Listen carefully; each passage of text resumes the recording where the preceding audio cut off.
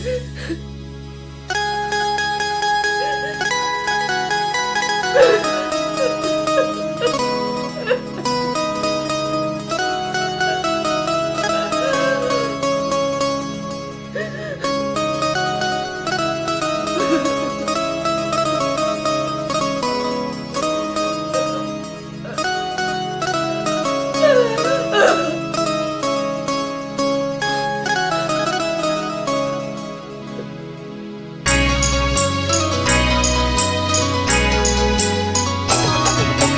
चढ़ी फरा चुनर गड़िया पिया घरे जाई बौता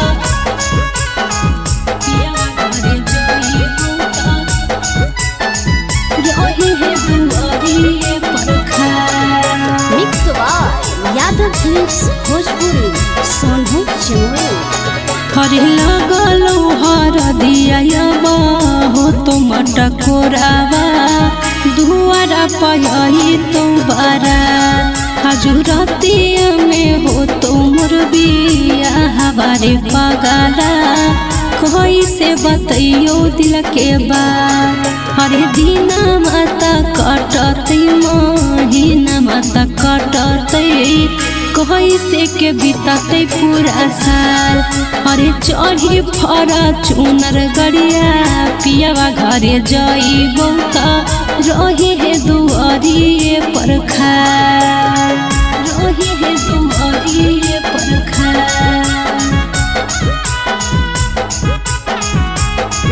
अरे चढ़ी फरा चुनर गड़िया पियावा घरे जाई बौता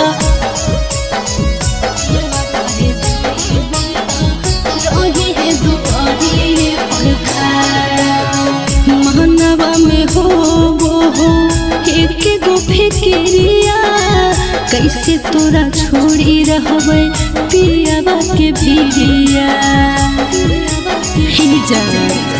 मनवा में हो एक गो फिक्रिया कैसे तोरा छोड़ी रहबै पियावा के भिरिया।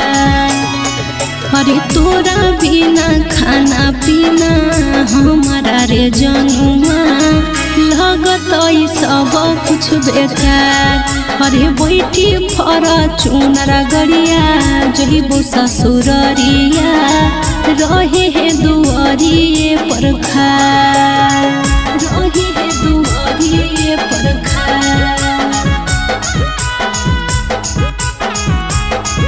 अरे चढ़ी फरा चुनर गड़िया पियावा घरे जाई बौता पियावा घरे जाई बौता रही है दुआरी परखा।